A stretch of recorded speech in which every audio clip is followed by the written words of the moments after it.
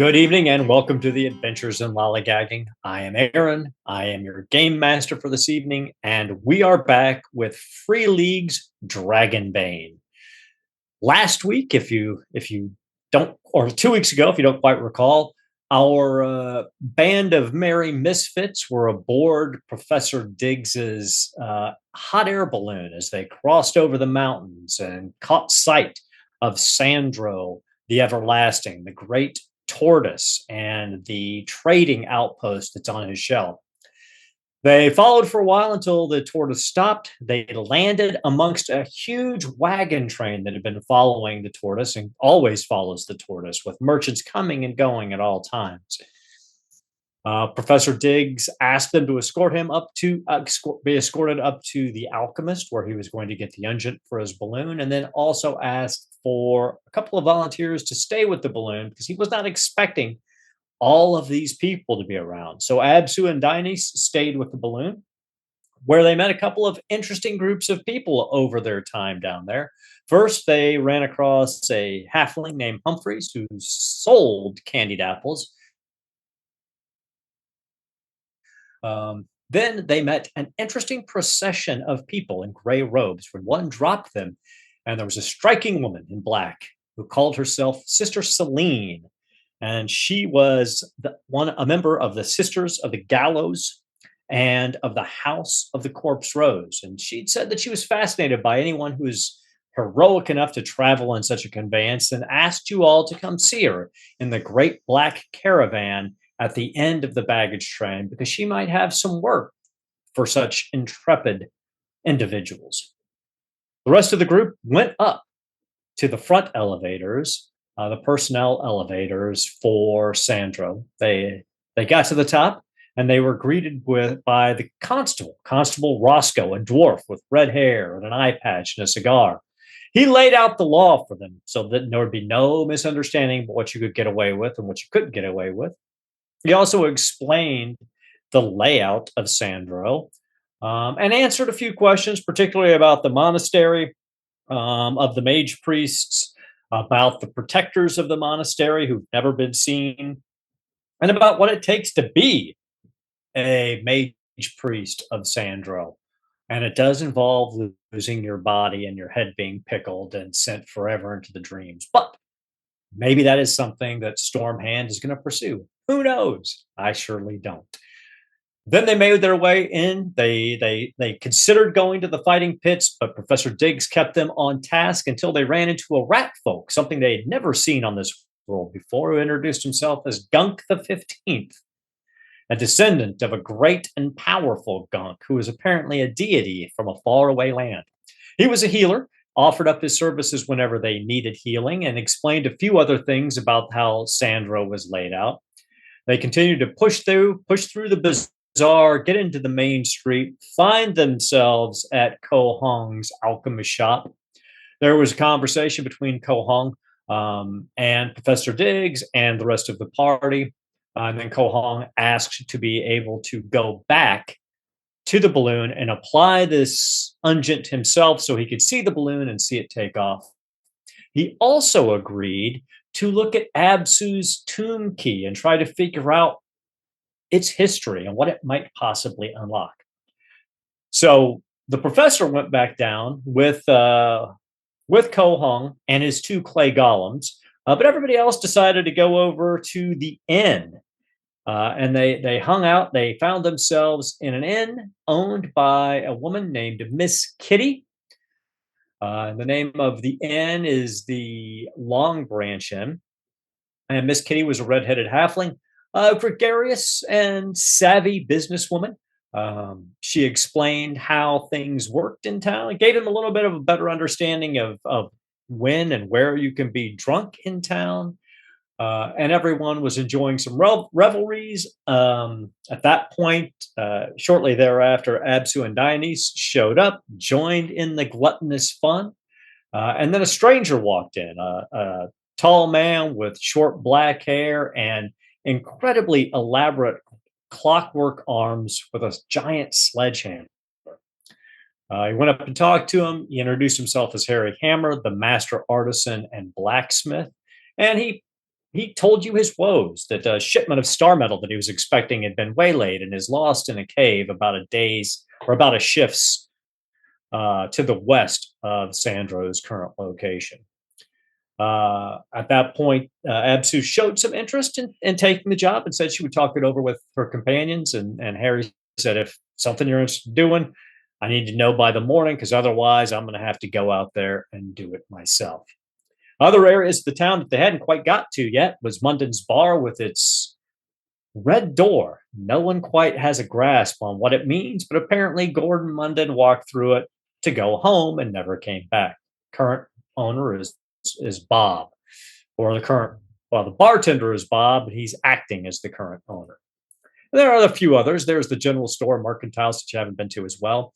You do have an appointment in the morning with Ko Hong to discuss the key once his building decides to open back up again. And from there, you can decide what you want to do. But what we're going to do first is we're going to meet all of our characters again in a scene. So,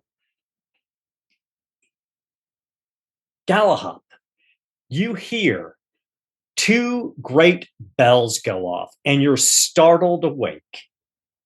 Where are you, and what do you remember about last night?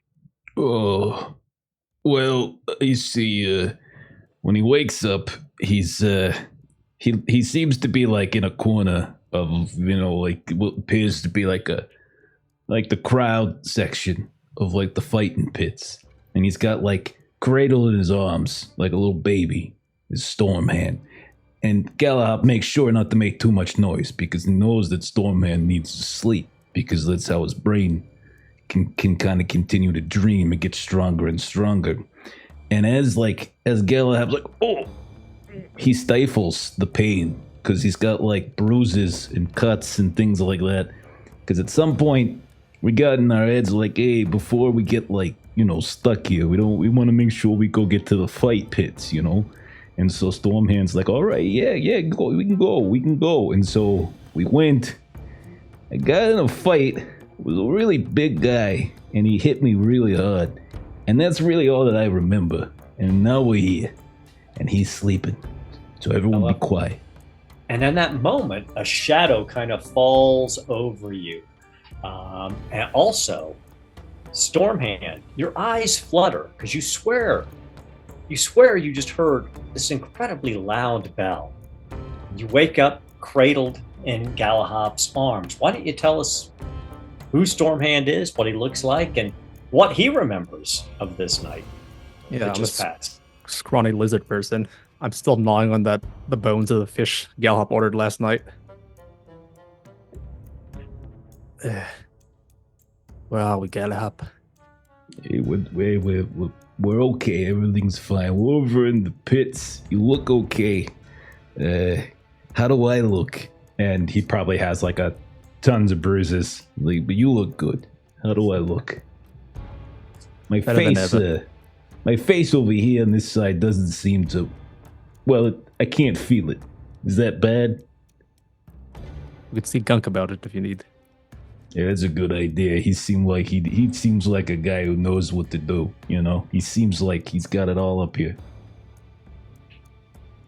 And at that point, the shadow above you goes, you got knocked out. A hard fist to the side of the head. And you see this centaur standing above you. He's wearing plate armor and barding. And he's got two swords strapped to the flanks of the horse part of his body. He's like, but I decided to let you sleep it off here because it was pretty entertaining. However, that's the two bells, so you've got 2 hours to either get off Sandro or stay on, because he's getting ready to move. One thing you can't do is stay here, so get the hell out of my fighting pits. Yeah, okay. Hey, so but you're welcome back whenever you want. Yeah, because that was a hell of a show. As he's getting up, he's setting down Stormhand, dusting him off, making sure he's okay. It's like, hey, just one question there. When I got knocked out, did I get up again? Oh, no. Oh. Well, you bounced twice, so that's half getting up. But then, no, you did not get up. I'll take it. You know what? You're the only person I've seen who was crazy enough to get in the ring with that Minotaur for a boxing match. So, like I said, it was damn entertaining. A Minotaur, all right. Well, I'm sure, I gave as good as he gave me, right? No, he hit you once and you went down like a sack of shit. But, I mean, it was a thing of beauty. Okay, so I appreciate your notes. I will internalize them so that the next time I come back, I can apply them and be more successful. Yeah, I would bob and weave a little bit more. Using your face as a punching bag didn't go well. That's why I can't feel it. Yeah, I know it was ugly. I honestly thought he cracked your skull, but you seem to be okay. Okay. Speaking of sacks of shit, somebody owes me a drink. Wait, who owes you a drink? My That memories. Oh, that's right. Okay. Yeah, sorry. I think this side of the face is where the memory center is, so I didn't really remember that. But all right. You want me to carry you? Nah, I could walk. Up. Okay. All right. Well, let's go get you that drink. It's kind of early in the morning, though, don't you think? Or is it late? What time of day is it anyway? He's like, it's 2 hours before dawn. So that's early. Okay, got it. It's early, yes. Understood.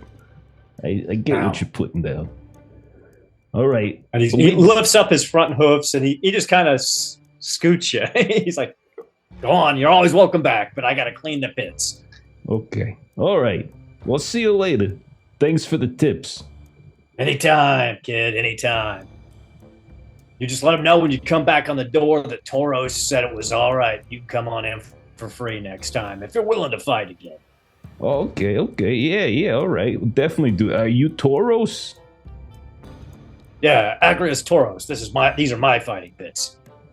Oh, they are. Okay, I thought. Yeah, okay. Yeah, you got a nice place here, man. This is pretty good. You got a whole infrastructure and everything. It's really good. That's what I used all the coins I made from my adventuring days to put this establishment up here on Sandro, and I just ride him wherever he goes, collect my coin. That's great. We're pretty new to Sandro. Stormhand's gonna be he's gonna cut his head off, and he's gonna be in charge soon or something. I don't remember much of the details, but I remember those. It was something about cutting his head off, and then a few other things happen, and then he becomes in charge. Well, it was nice knowing you then, Stormhand. And I mean, he's a big guy, and his hand is huge, and he's like, if you go to get your head cut off, just know that, you'll be fine. It grows back. Look at that. This guy, nice guy. And he's throwing, man, we got ourselves a new friend. This is good. This is good. All right. Well, so we're the gonna two of you make your drink. way out of the carnival. Okay. And speaking of Dionyse, Kipser, tell us about Dionyse, what she looks like, where she's at, when the two gongs go off, and what she remembers about last night.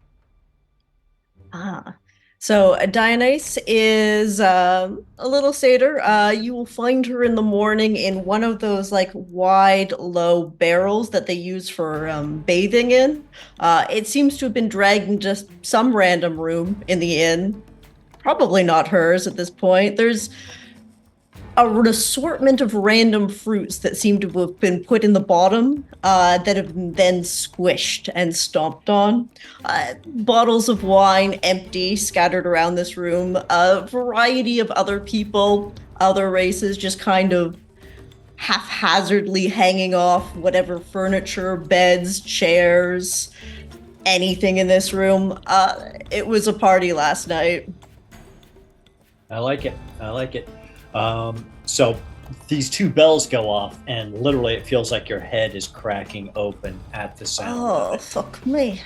Go ahead and give me a Constitution check. Oh no, I should have put that higher, I think, for this character. Let me roll that. That is 6. So is that a failure or is that a Success. success? So you feel extremely seedy, but not nearly as bad as you felt in the past. Who knows? Maybe you threw up during the night. Maybe somehow you hydrated in some way, but you're actually feeling horrible but functional as you meander out of this room. You see other people behind you are now rustling, going, "Oh, we gotta hurry! We gotta get off! Gotta get off Sandro before it stops moving! I got things I gotta do down on the wagon train." And as you come out and you lean against the banister, you hear Clara's voice. Clara, where are you when the 2 bells go off, and what are you doing? What do you remember about last night? So Clara is a cat person, and she has been she's been up all night in a just marathon of card games. Like, she's found a table and some willing participants, and so this is just like, I'm looking at all of her characters, and it's like bartering and bluffing and sleight of hand and all of the things. So it feels like she would be finding a card table of people of similar ilk than her that are all trying to gamble and swindle each other. I like it. Give me either a bluff or sleight of hand check. Your call. Bluff is a little bit higher, so I'm going to give it a bluff. I'm rolling under 14. Rolled an 11. 11. Okay. So overall, I mean, there were some wins, there's some losses, but overall, you came out 4 gold pieces ahead. Ooh. I started the game with 3 silver, so you're sitting good. You were able to gamble your way up to a reasonably sized pot. However, you have now spent 1 sleepless day. So that doesn't have any negative effects on you yet, but if you have a couple of more day periods where you don't sleep at least 1 shift, it will start to impact you. So you're a little sleepy, but you're not exhausted. And that brings us to Absu. When the bells go off, Ashley, where is Absu, and what was the last thing she remembers about last night? So Absu spent the majority of their time reading, because I do believe Miss Kitty, her inn had a small selection of books available to people. Yes. So she just kind of was perusing that, but when it came time when she became tired and was ready to rest, she actually just went outside and climbed up into a tree and perched like a creepy little gargoyle and went to sleep. I love it. And you realize that one of the odd things is this tree, when you get up in the tree and you're sleeping in it, at a distance, it looks kind of like a normal tree. But when you get in it, you actually realize that it's more like a coral growth with some kind of flora that sprouts out of it, growing directly out of Sandro's shell, an extension of him. But you're able to sleep like a baby, and you have wonderful dreams nestled in the branches of Sandro's coral trees. But the bells do wake you, and you see people bustling, and you hear people on the street going, "We got to get to the elevator. We got to get our goods off. We can't stay if once Sandro starts his walk. So get a move on." So you all get the impression that you've basically got 2 hours to figure out what you're doing, and you're either going to stay on Sandro while he walks, or you've got this opportunity to get off, at least for the next couple of shifts. Let's go find Absu, Calahop. She was speaking about a job in the morning. Yeah, okay, yeah, we'll go find it. Like, if I know Absu, like, she's gonna look around at like all the various like inns and such with like comfortable like bedding, and she's gonna be like, no, give me a tree, or give me like a rooftop. So yeah, just it's like probably on the roof. Yeah. So we'll just look up. We'll find it. That's how it is. And as you get closer to the Long Branch Inn where your evening started, you do in fact see Absu in one of the trees right outside of the inn. And Absu will, quickly glide down from the tree, and look towards the direction of like acknowledge them, but also look towards the direction of Kohung's building to see if it's open or not. And actually, right now, as the sun is just now peeking over the top of Sandro's shell, and it strikes the front of Kohung's building, and it dazzles for a second, and you blink, and then Kohung's building is normal again. You see his doors, you see his windows are open, you can smell the herbs wafting out of there, and you can hear him even puttering around inside. Absu will go get Absu's key from Kohung. Then perhaps we help Harry Hammer with his star ore. Yes, we should. We only have a couple hours to get off. Absu will hurry. You head to Harry, meet there. We'll find the others. And Absu nods in acknowledgement and then heads to Kohung's. Okay. And as you go in, you see him almost exactly as you saw him yesterday. This very tall, gaunt elf with sapphire color eyes and this long white mustaches that go almost down to the floor, wearing a worker's apron, and he's puttering around with his alchemist's workbench. And as you come in, the bells ring, and he sees you. Oh, dear Absu, please come in. Yes, thank you. I'm assuming you're here about our proposed trade, you telling me all about your people, and me telling you all about this fascinating key. Yes, Absu was wondering if you need more time to research it, or... Oh, no, I found its secrets quite quickly. Oh, okay, Absu's ready. We will be leaving shortly to help Harry Hammer, but we will return as well. Well, excellent. I'll do this, because I don't want to hold you up when you come back. And he hands you a small, round stone. It looks not very pretty, not very polished. And he goes, just hold this in your hand, and as you're headed out to wherever you're going today, just speak about your people. The stone will record it, and you can return it to me. Oh, this is wonderful. Yes. A little trinket that I put together. I found it very useful for collecting my notes. But you, on the other hand, have something even more fascinating. And he takes your key out and he twists it, and it shifts and shimmers and changes. And now it looks like part of a broken statue. Perhaps the legs or feet of a broken statue. And he hands it back over to you. Do you know what this is? Do I know what this is? Can I roll? You can roll with Bane. Okay. Myths and legends.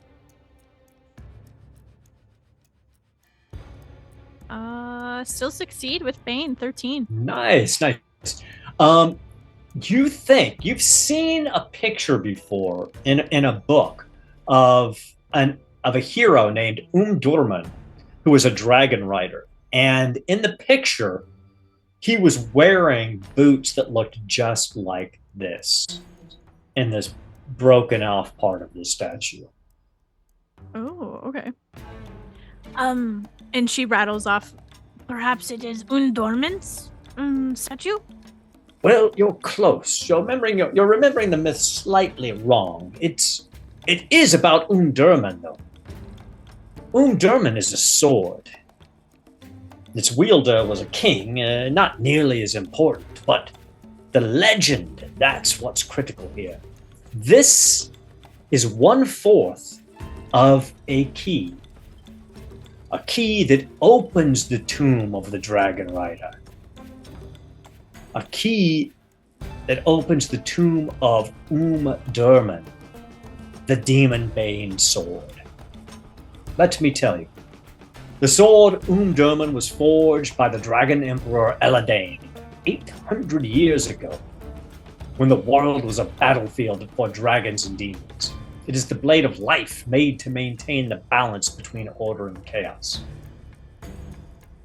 It is a weapon for the free to unbind ancient evils.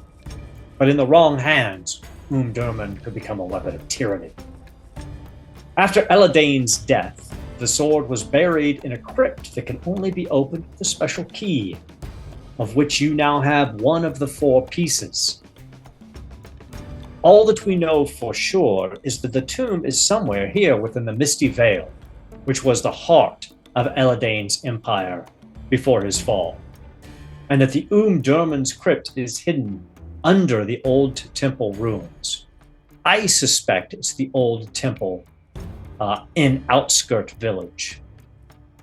But to open the tomb, to find what it holds, you would have to find the other 3 pieces of the key. Thank you. No, thank you. I had never expected to. You are the first person to ever find one of the pieces of the key. This is quite fascinating and an interesting time. So guard it well. There will be many who will want that. Thank you. I will. Thank you. And Apsu will mimic what he did to try and return it into its key-like shape to make it easier to hide upon their person. It does not go back. Apsu does not have these powers. Can you... I'm so sorry, dear. To explain to you, I just figured you'd want to see what it was. Once that enchantment was broken, it cannot be undone. Okay. I will figure out a way to hide it. Excellent. I'm always here if you have more questions or need supplies or the like, and I look forward to returning with that stone. Your people are fascinating. Yes. We may see if you have work for us as well when we return. Absolutely. I'm always looking for the adventurous sorts to go out and find bits and bubbles for me for my research. And you are definitely a resourceful crew. Thank you. Would you perhaps know a way to identify similar pieces of this artifact?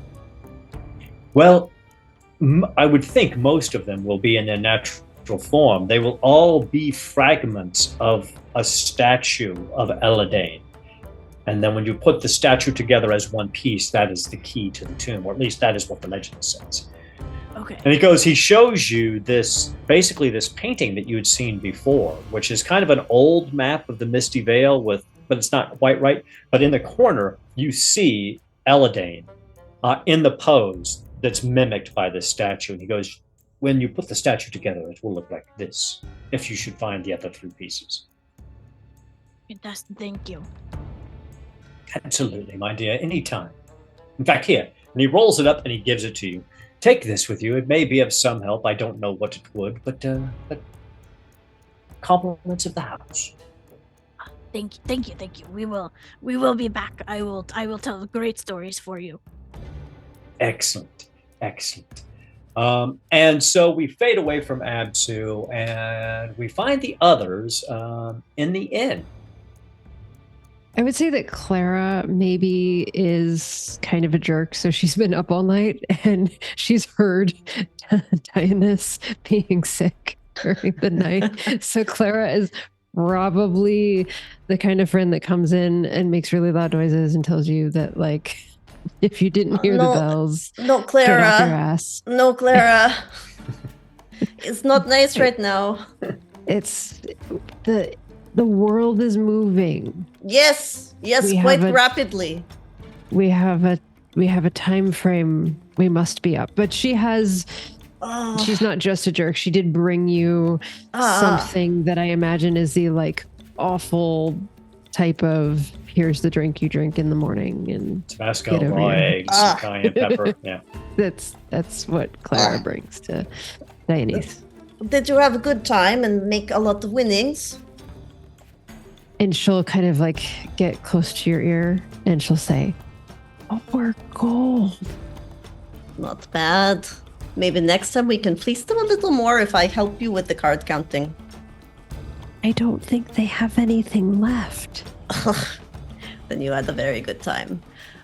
There. You did not. You had a very rough night. No, I had more fun than you could ever imagine. Oh, you did. And then after that, you and she'll Nature like, of point the to, beast. like, the bucket in the corner of the room. Not as much as normal sometimes, though. I left that for you to handle. And as you're saying that, 7 or 8 people walk out of the room, and they're all sort of looking down, and they're blushing, and they look slightly confused, like they're not sure how they got talked into what they did last night, and they kind of don't want to remember. Nature of the beast. Oh, I heard. Now, I imagine we want to do that Harry Hammer thing, but on our way to retrieving his thing, Abzu and I had an interesting conversation with a lady with a very fancy, very rich-looking cloak. Big on themes. Okay. So something that we want to do before we go, or just some? Oh no! Well, I figure she's on the bottom of the turtle, so we can visit her while we walk out to get the items. She just wanted to talk. We'll see what she wants after that. Okay. I think the bell probably woke up everyone but you, so we'll go outside. Mustn't have been very loud. Mm-hmm. Come now, my friend Clara, let's head out. And Dionyse will like get an arm around your shoulder and just like glom onto you. And you hear like the tip tap of her toes as she like leans up a little bit, being shorter than you. And Claire's got her hand in her pouch, and she just keeps like counting her winnings from the night before. Let us go and meet the day then. So you push through the swinging doors at the front of the inn and almost run directly into Galahop and Stormhand as they are approaching the inn. Dionysus, you're actually awake. I unfortunately was forced out of bed recently. Yeah, you don't look so good. You all right? Oh, I'm very fine, thank you. Don't mind the people that were going to come out in a moment. Oh, okay, yeah, no problem. Just saying, you got like an odor, you know? I just was never mind. My bath was in wine water and squished fruit. Oh yeah, that sounds delicious. Okay. Yeah.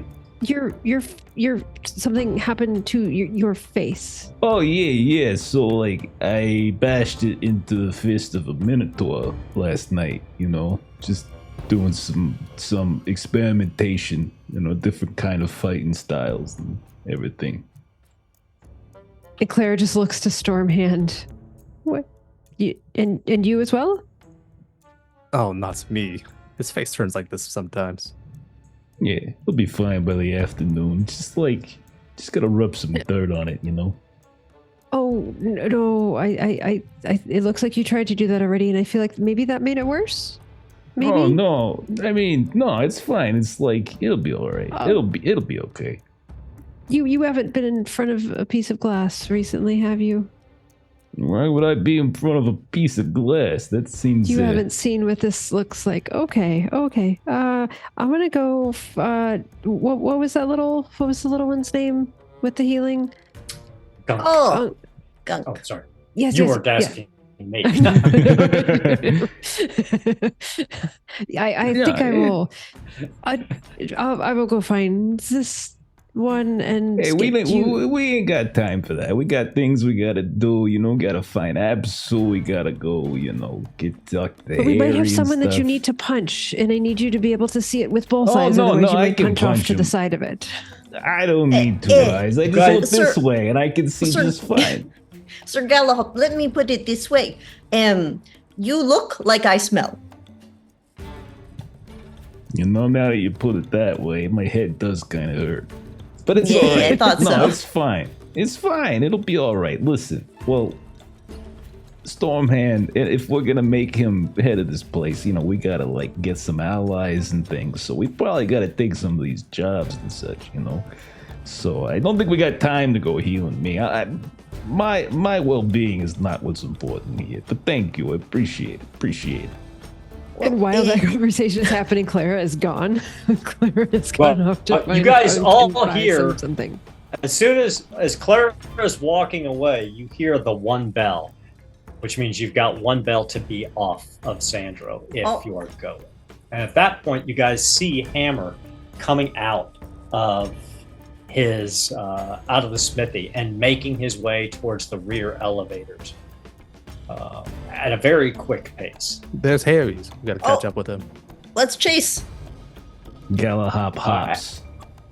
Absu, you're coming out right as you see the rest of your group running off. Clara is not with them. She's gone elsewhere, but you see them moving off towards.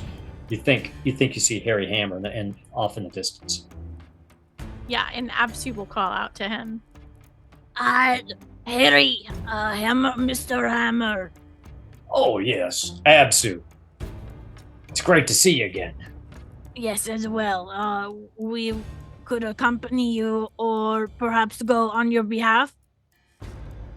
Well, we don't have a lot of time, but if you can go on my behalf, I'll make it worth your while. Yes, that would be yes.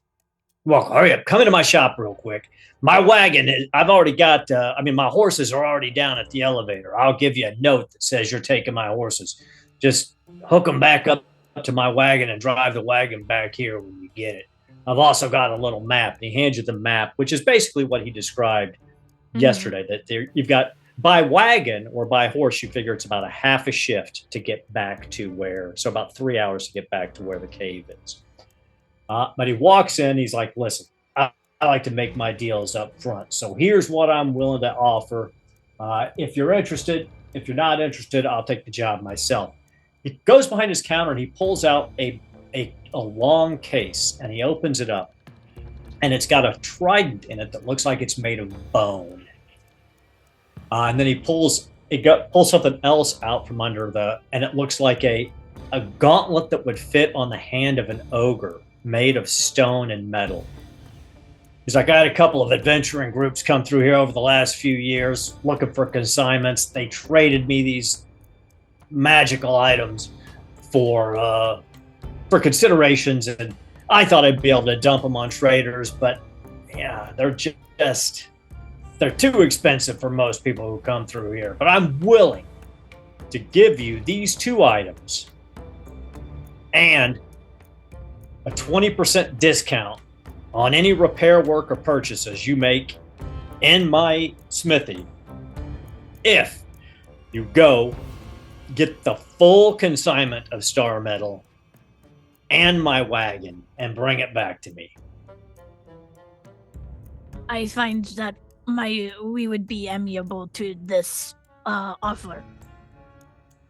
He goes, all right. Listen, he goes, I don't know a lot about these things. The trident is very sharp. And my understanding is it helps you in the water. And he goes, now the stone gauntlet, I know a little bit more about that. Stone gauntlet is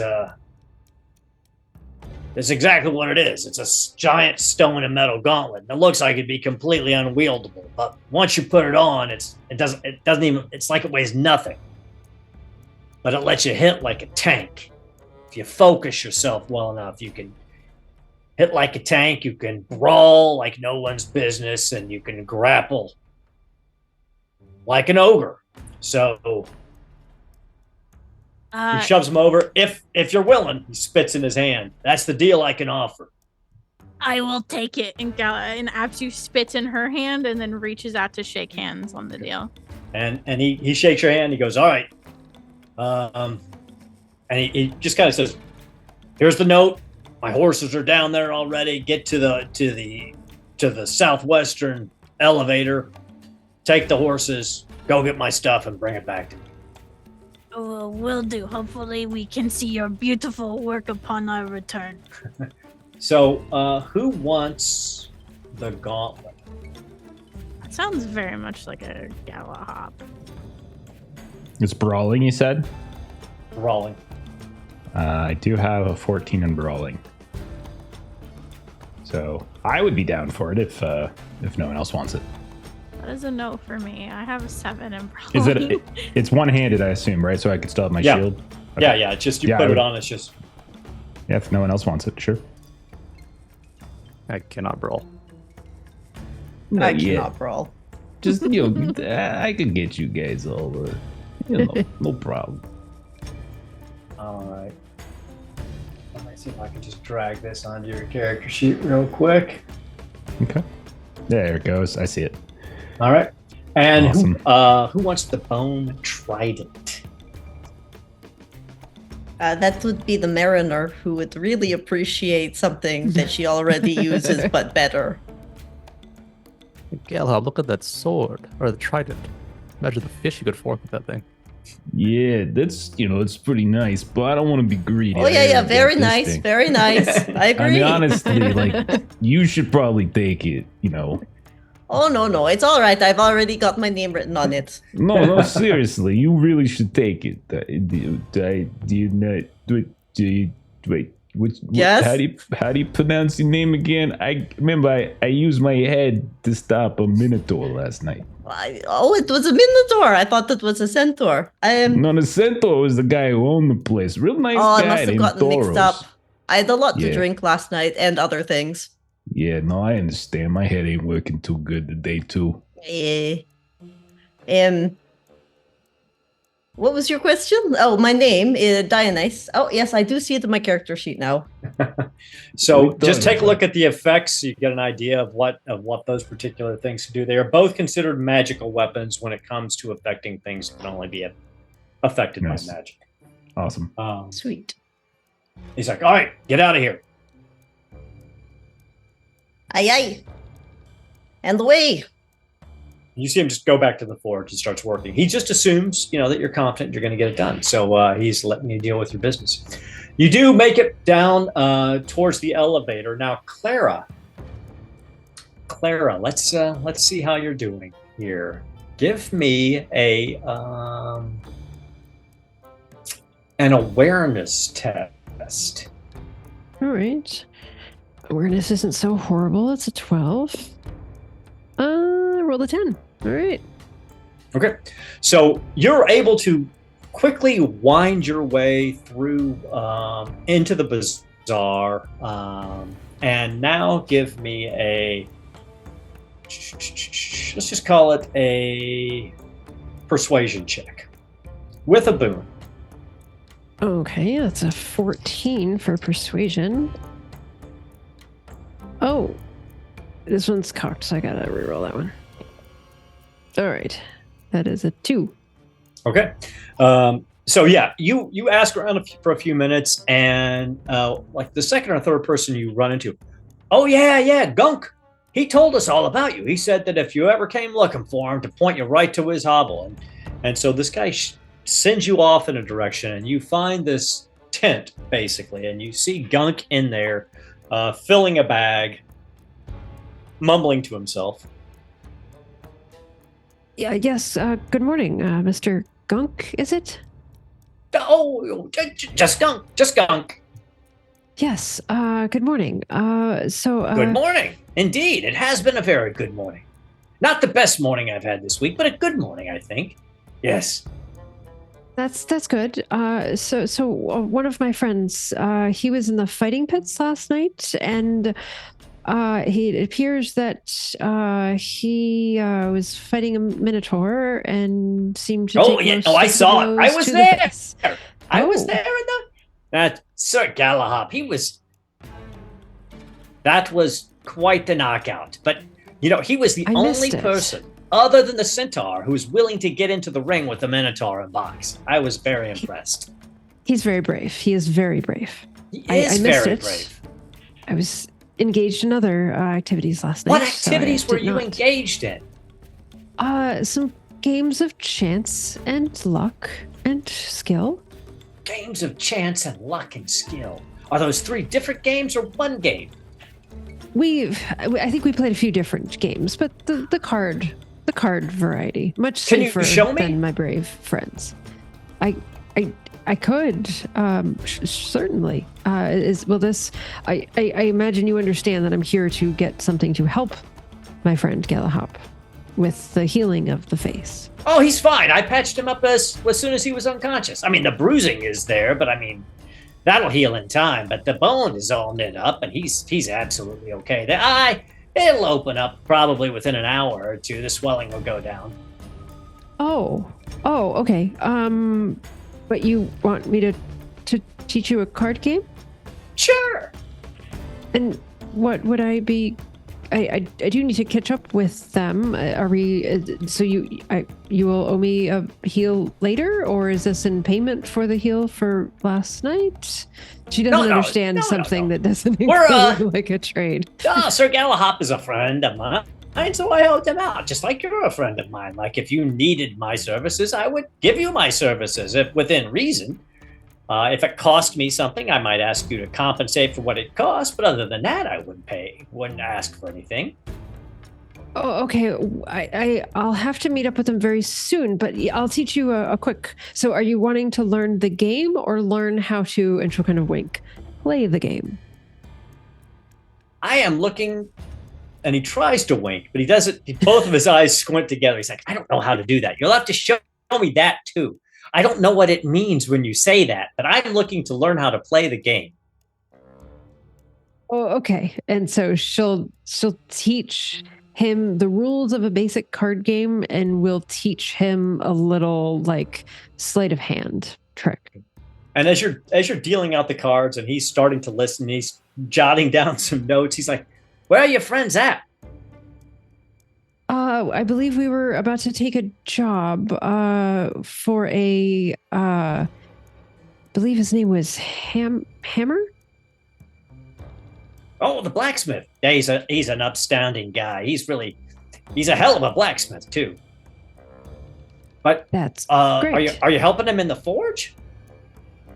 No, something about waylaid tardy shipment. Or something. His driver thing. Yeah. Well, you better hurry, because Sandro is going to start moving in about 5 minutes. Oh, okay. So you've got good notes. Keep practicing. Remember what I showed you. It's a tuck, not a bend.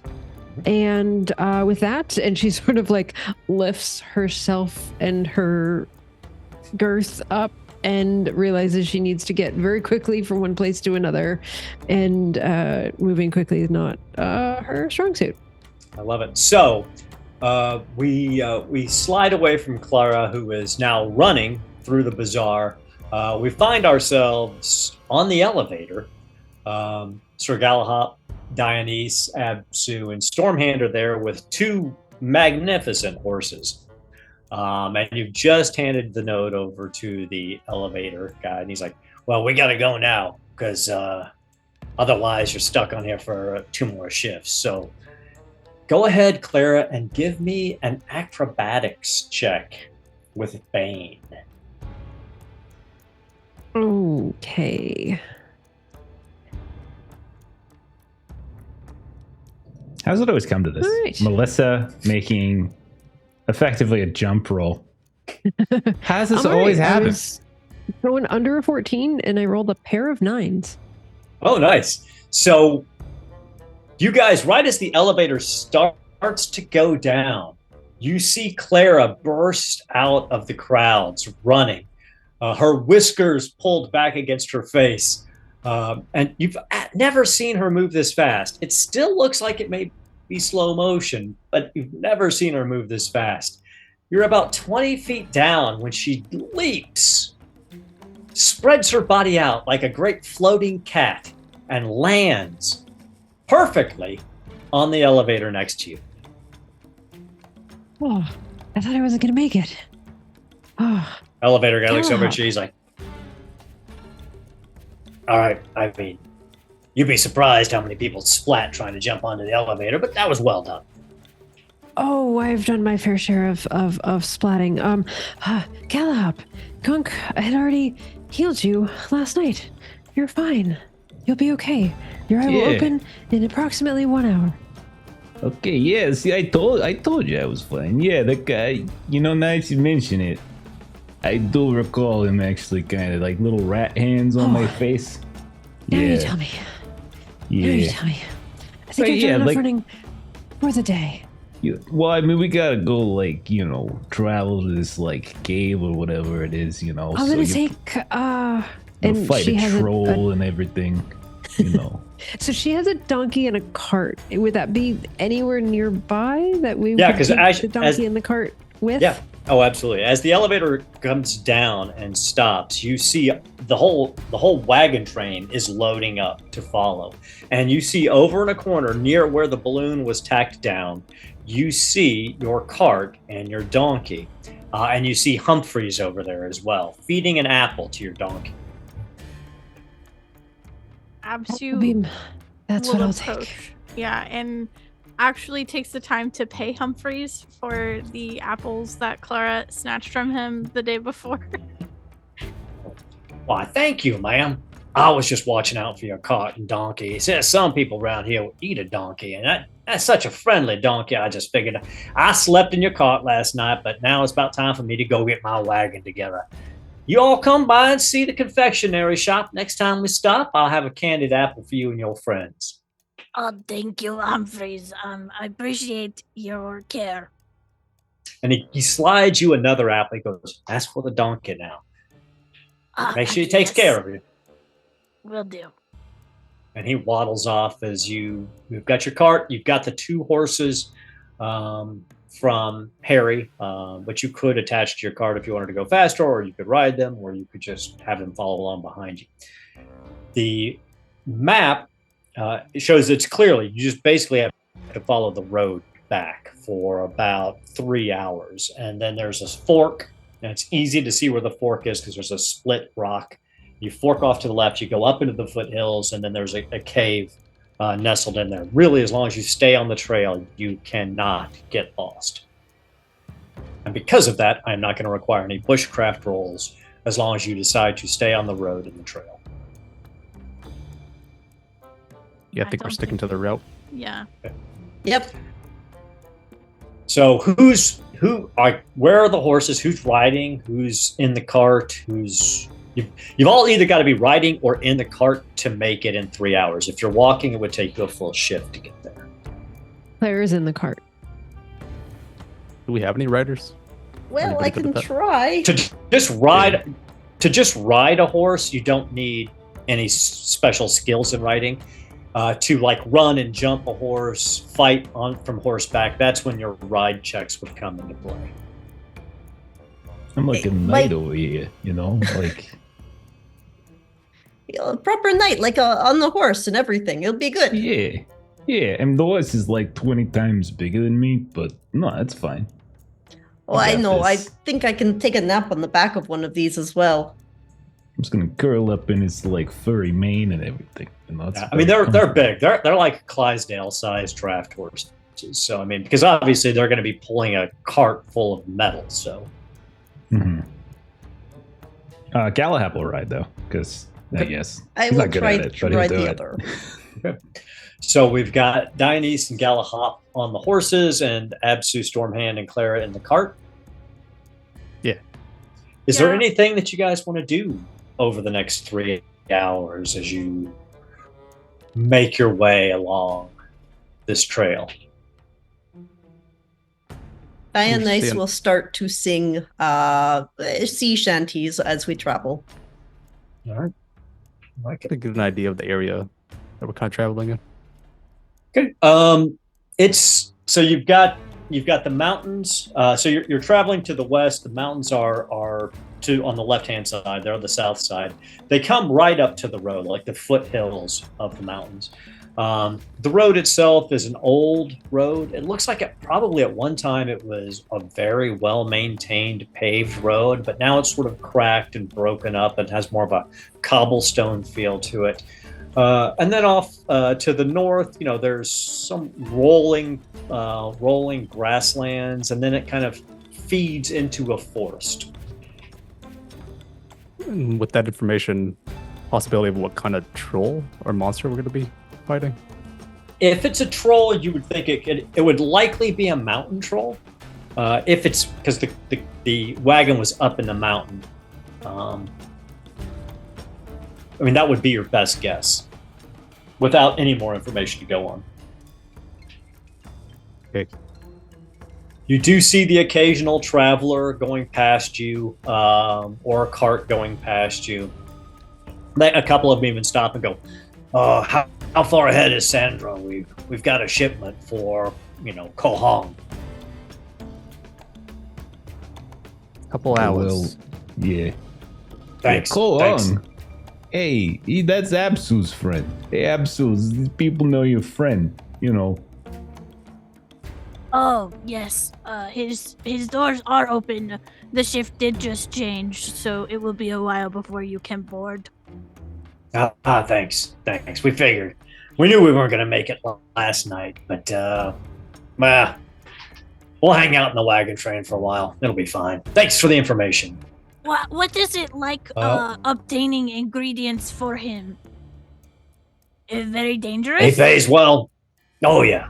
Very well. It depends on what he's looking for. Some things is just a little hard to get to. Climb to a mountain peak, dive to the bottom of a lake. Some things are a little dicier, like powdered unicorn horn off of a black unicorn from the abyss. That was a rough one. We lost a lot of people doing that, but he paid us 100 gold pieces an ounce, and we took him 4 ounces. So wow.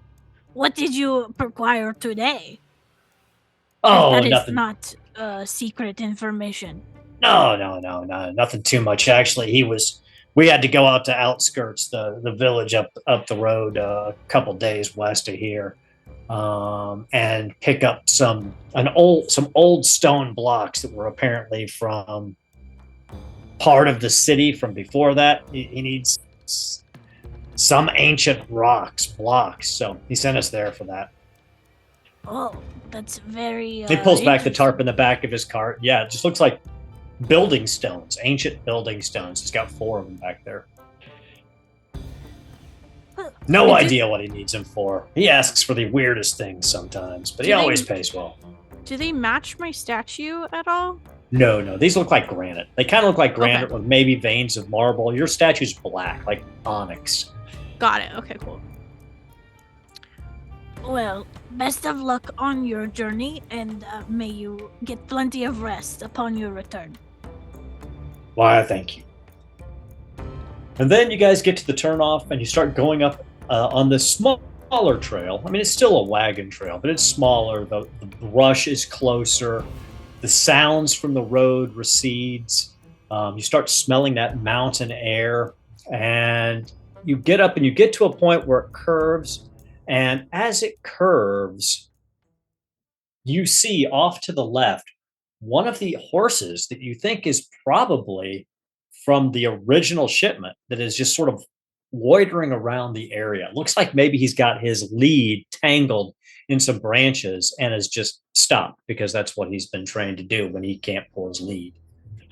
It could be useful to return the horse. And Absu will head out over towards the horse to see if she can release them and maybe attach them to the back of the cart. Give me a beast lore check with a boon. With a boon.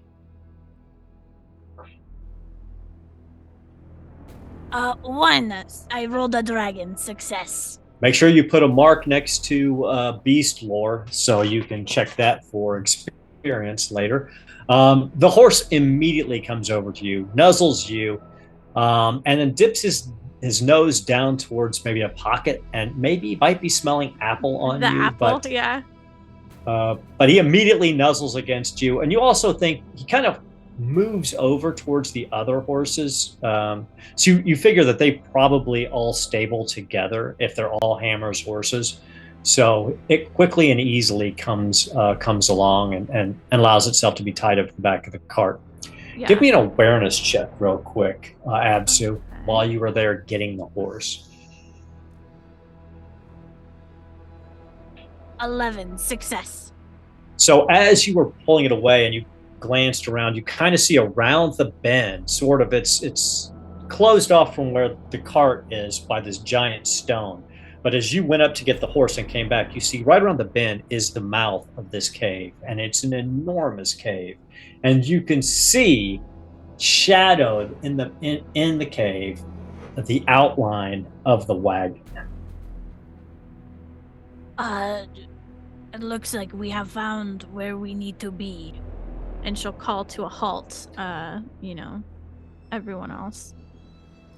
Can you guys all see the new scene? Yes, terrifying. Oh God, yeah. Hey, looks all right. Don't judge a book Just by wanna its make cover. Hey, be fine. So you see, Clara's been sleeping, so she's in the cart. So Fritz is her donkey, and she's in the little cart that's pulled by Fritz, because Fritz knows to like try to make like a smooth road and like not hit all of the rocks and everything. So someone might want to wake up Clara, because Clara spent the last few hours curled up sleeping in the cart pulled by Fritz. I love it. The butt of a spear or a trident knocks into your backside a little bit from the tall horse. Time to wake up, Clara. It is my turn now. Time to wake up. I know. No. Stop that. Time to wake up. Come on. Okay. Bright and early. Are we You're there? you're good at sneaking, aren't you, Clara? Am I good at sneaking? Is that one of your things? You are cat. Evade. Yeah, not bad. Not bad. Look at the big scary cave over there. We might need you to take a look before we all enter it and die. Oh, good gracious. How long have we been here? What is that? Yeah. It's a spooky cave. I'll come with you, Clara. It's okay. Hey, Look. you stay by me, Stormhand. All right, right back there, right on my butt. That's where you're at. Okay. I will. Stay by. I have confidence in him. It's gonna be fine. It's gonna be fine. We got this, Stormhand. There's anything in there. They won't see me.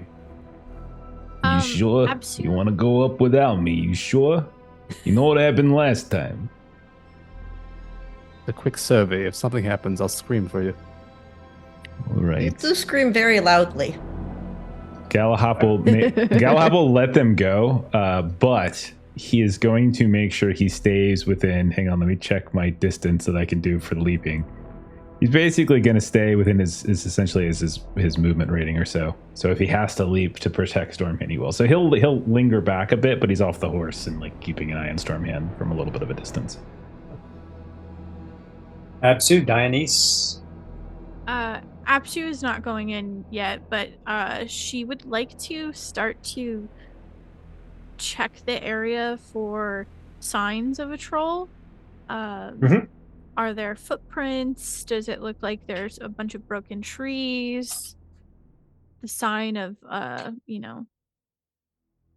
Give me a beast lore check.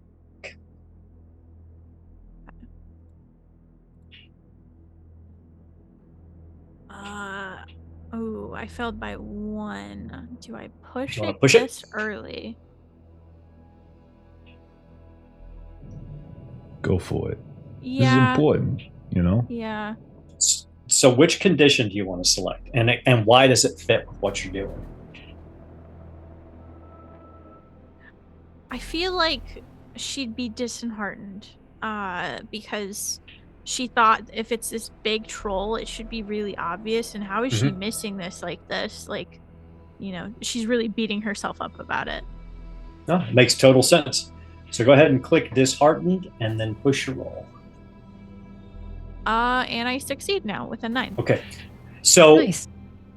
what this looks like is you look around the area at first, and it just isn't making sense for a troll. You're not seeing the torn up trees. You're not seeing the animal carcasses strewn all around. You're not seeing the great troll tracks.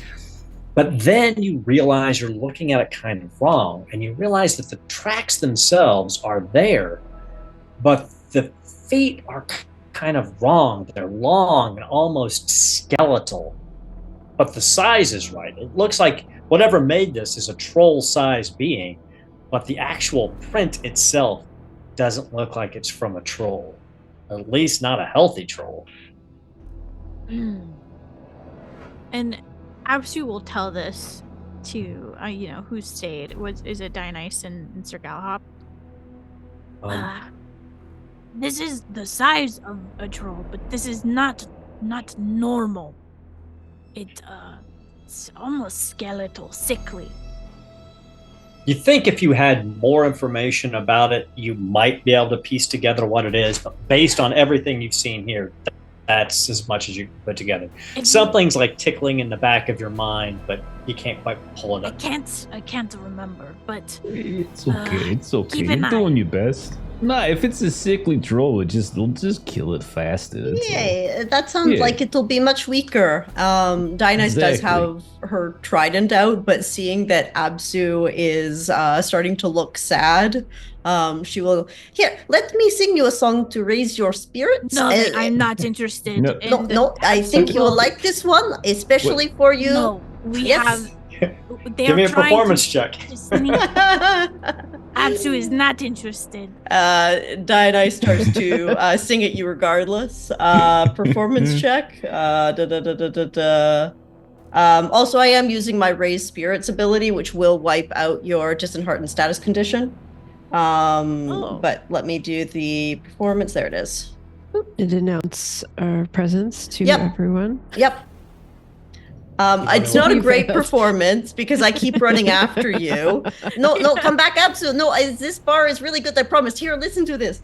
So it doesn't sound great, but it will actually remove that condition. Do you want to? Well, you got to succeed first. Do you want to push it?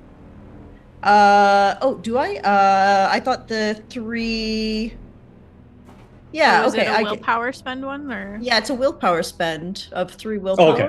Yeah. Oh, okay. So you just spent the willpower. I got you. I just spent Uh, the willpower. I so was you doing it for the flavor. Okay, so just a failed performance. Yeah, it's and just the a bad willpower. performance because I'm I love running it. after Absu. So you guys hear this screeching sound. Maybe Dionysus is a little hoarse from her night of debauchery, but this horrible caterwauling is coming from behind And you. you notice Absu takes out this little stone and she says, and she like whispers to it. She's like, "I'm sorry if you have to hear this song. I will record my notes later," and stuffs it like in her dress. I No, love come it. back. This bar is So great.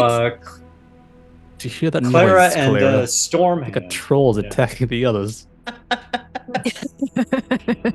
I think that's Dionysus. That's the song of encouragement. Hopefully, you don't have to hear that from her. I So wish you would do it a little more quietly, though, because we're trying to sneak.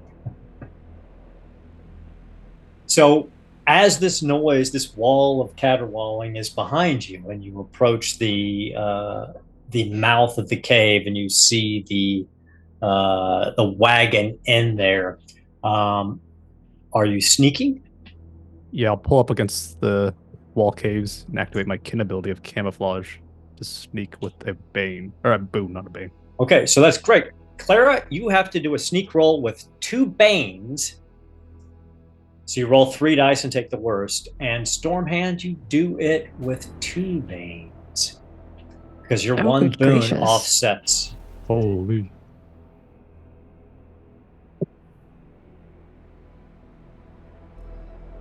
Oh, so close. Or 1 bane, sorry. Yep. So close. Do you want to push it? Yeah, I rolled a 2, a 10, and a 13, and I needed to roll all of them under a 12. So I Okay. will. you want it to be exhausted, sick, dazed, angry, scared, or disheartened. And why does this work for you? I will do. I'm gonna say exhausted because Okay. she's just trying real hard and just paying so much attention to where every footfall goes. I like it. So you're exhausted. So all of your strength checks going forward while you're exhausted will have a bane associated with them. And you now roll your 3 dice again and take the worst. I'll also try and push mine. And this time I'll be scared because Galhop's not nearby. I like it. It makes Aw. sense. I really hope I pass this. He's in leaping distance. Don't worry. Okay, Oh, so no. Stormhand failed. Still failed, yeah. Damn. I also failed. I rolled a 1, a 4, and an 18. Oh, bummer. So you guys are going in. You think you are being stealthy. You're being quiet. You're moving well into this cave. But as you get close to the wagon, right next to you, you thought it was a wall, but you hear this huge snuffling noise as if something has your scent. Let me see if I can actually successfully share a picture with you guys this time.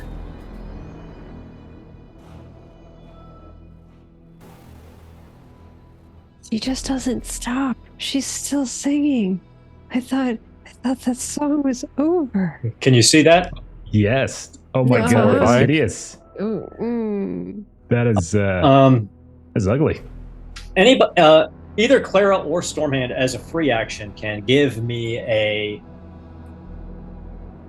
either a beast lore or a myth and legend test. Try beast lore. Yeah, they're equal for me. I'll do myths and legends. Oh, I missed it Hey, by 1. I succeeded. 3 under 6.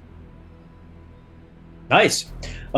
So Clara, Stormhand, your mind is just a blank. I mean, this is so horrifying that you're just not putting the pieces together. But Clara, you look up and you see this, and this reminds you of the legend of the Windigo, and you believe this is what you're facing. And I think she'll just turn around very loudly and just sort of scream. Well, let's go ahead and everybody Nice. let's roll some initiative. Okay. Hell yeah.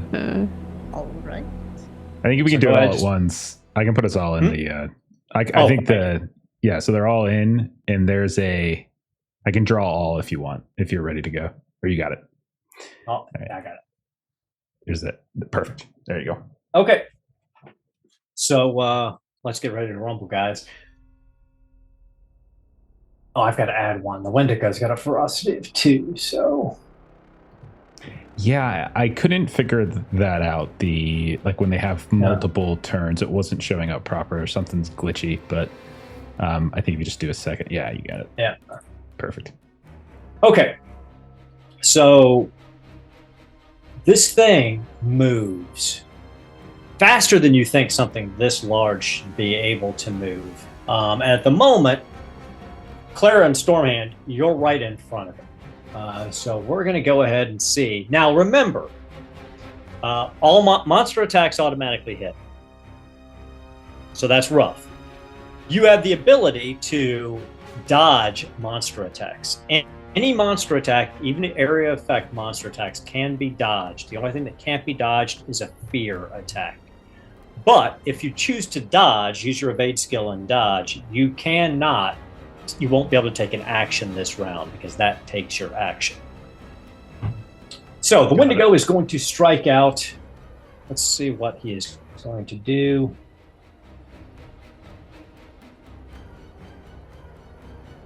Okay, 1, 2, 3. It's going to be at Stormhand. 4, 5, 6. It's going to be at Clara.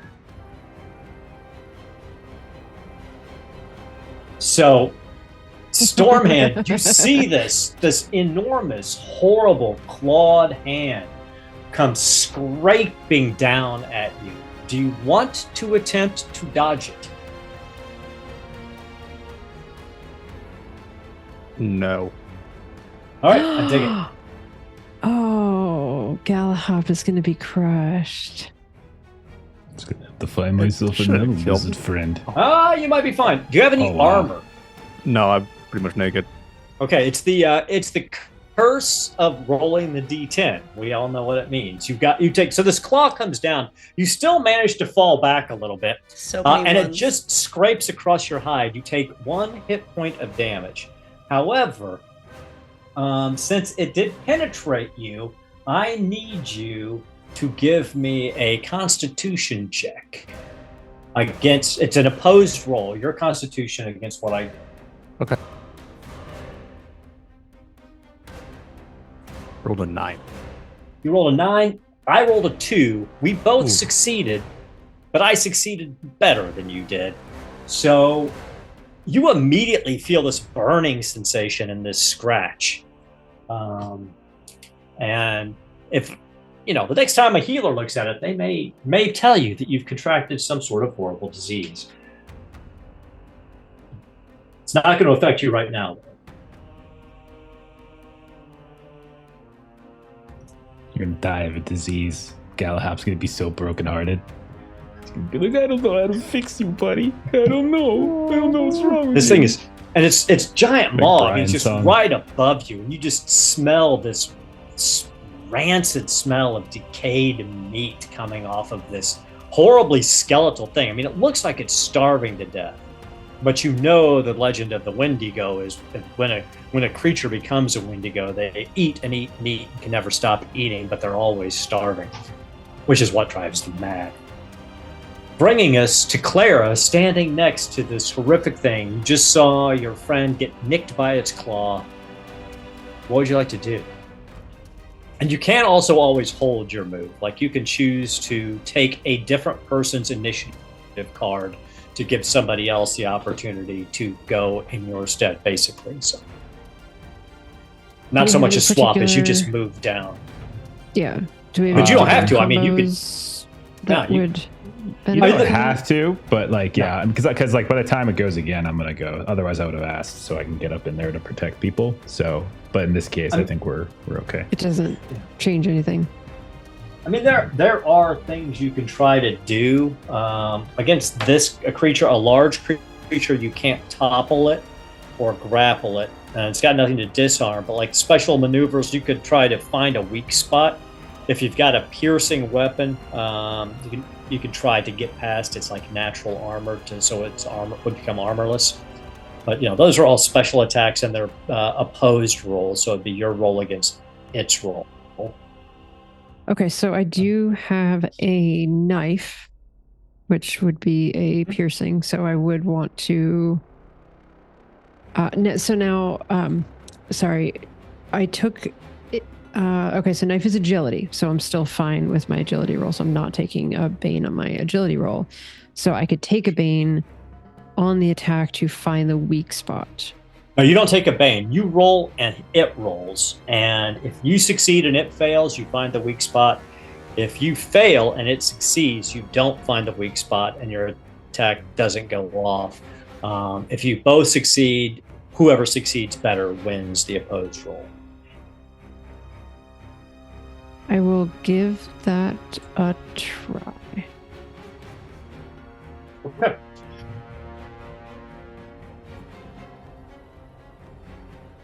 I rolled a 2. Nice. And it rolled 20. I don't know why it says Galahad, but so you succeed and it failed horribly. So you see this area, and you can see it looks like it was probably an old wound. It's a giant kind of ragged tear under its rib cage, and it looks like the flesh is still sort of pink and softer there. And you are able to sink your dagger in and bypass the armor, doing damage. I rolled a 3 on my d8 for knife damage. Nice. 3's good for a knife. And yeah, your knife you ram it in there, you see this kind of blackish blood come down the blade, and it lets out a kind of a yip sound. Do you want to try to move anywhere? Understanding if you do move away from it, you're likely going to get hit unless you make an evade roll against his. Do I want to do that? Not yet. Maybe I might need to move at some point, but I think I'll stay here for now. Absu, from outside the cave, you see this thing come lumbering out of the shadows, strike out at Stormhand, then you see Clara drive her knife into its side. It's like 10 feet tall. I mean, it's huge. So what would you like to do? Absu, Ashley. Sorry. I was reporting the bot. Abzu, hearing this horrific screech of this creature, she is hopefully trying to think of some sort of natural, is there something that it's weak to? Is it weak to fire? Does it avoid fire? Is there something that she could do? Like maybe perhaps if it's weak to fire, we could like light a fire at the cave entrance to try and trap it and keep pushing that forward kind of thing, or... Give me a beast lore check. Now, doing this kind of a skill check, this is your action for this round, so... Yeah, Okay. Which I'm outside of the cave, so... Mhm.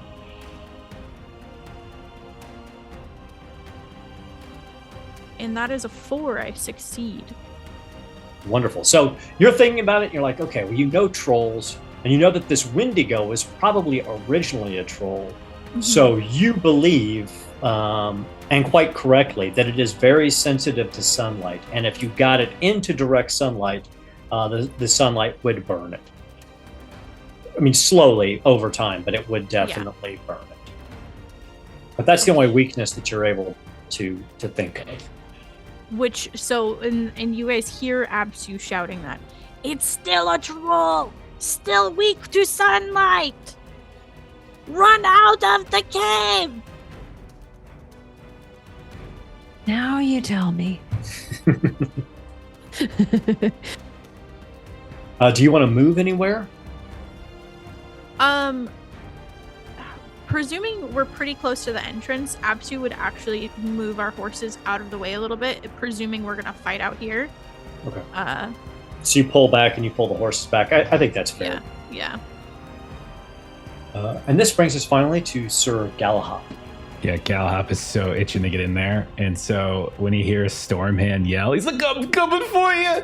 And so like Galahop has been staying back, but in leap range. And so that is exactly what he does, is he's just like, what'd you say? You said tell them to leap. You want me to leap into the cave? And then he leaps into the cave. So he just comes leaping up, literally leaping using my ability leap as a frog person.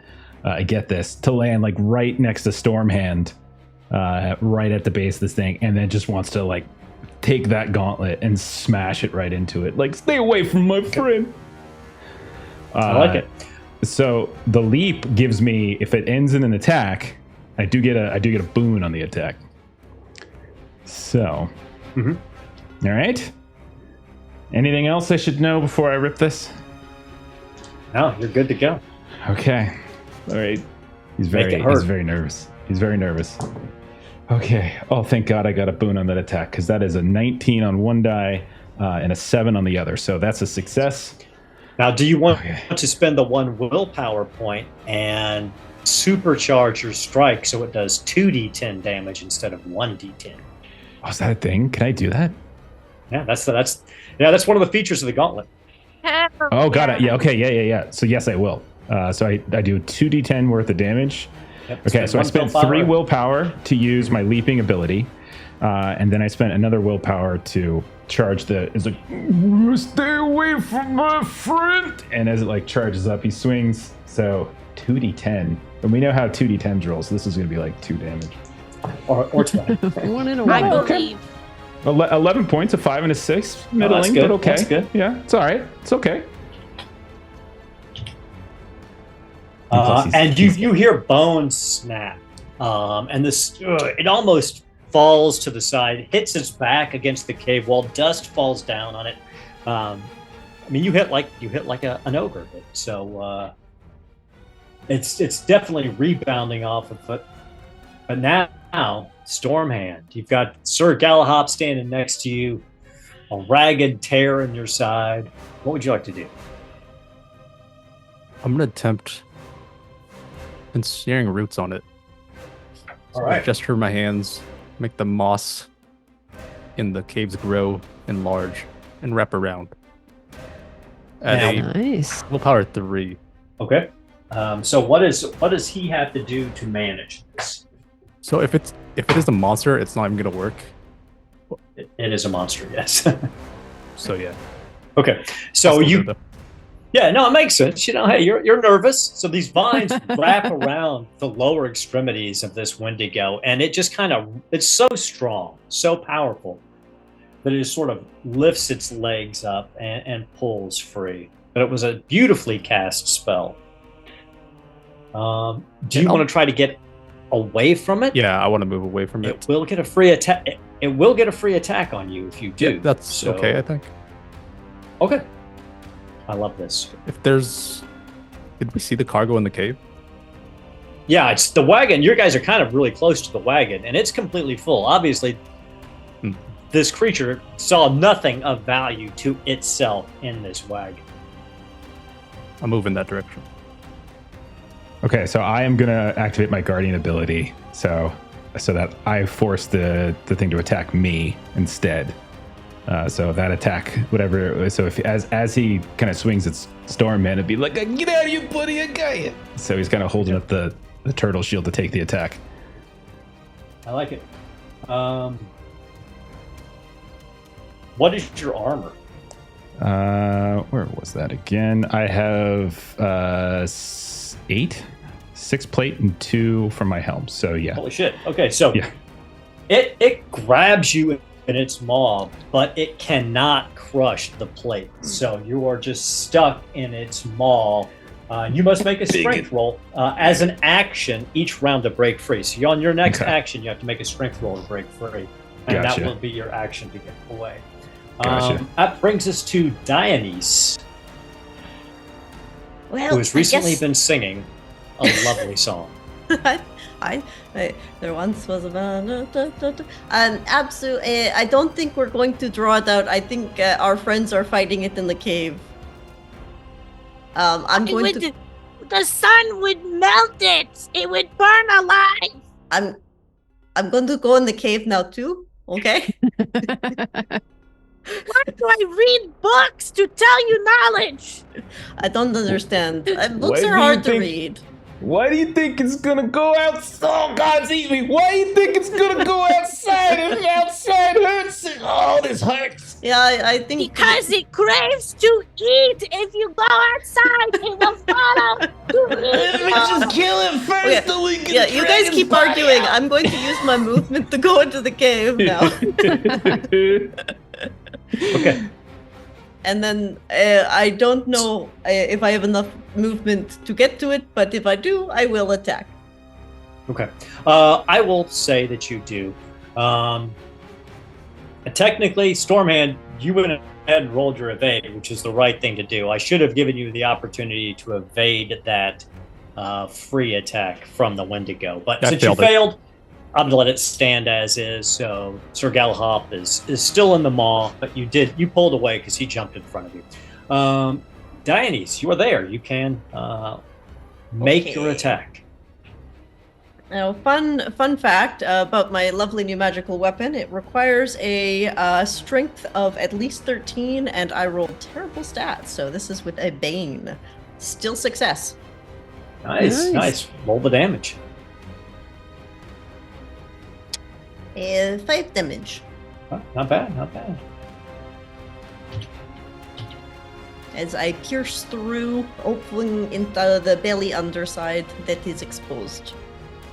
And you do. You push through. You get some resistance. Like all of you've gotten some resistance. So obviously this creature's hide, other than Clara, who managed to find that weak spot, is difficult to push through. But you definitely did damage. You felt it sink in and grab and tear some muscle. But that brings us to its turn again. As it surveys those standing in its cave, those who really should be in its stomach by now, because all he sees is dinner. On the hoof, little frog legs on the side, maybe.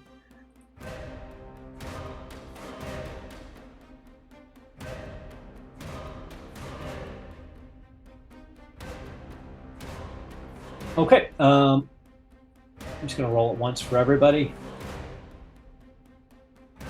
Everybody in the cave takes 2 points of damage. Galahop, you included, as this vile spittle just kind of coats your body as it comes spitting out. Clara, Stormhand, and Dionyse, you all get covered in this, and I need all of you to make Constitution rolls. Okay. Oh no, I rolled a 20. You can push it if you want. I Proceed am with the 4. going to push mine. I will take. I'm going to get a little bit angry. Nice. I'm angry and I still failed.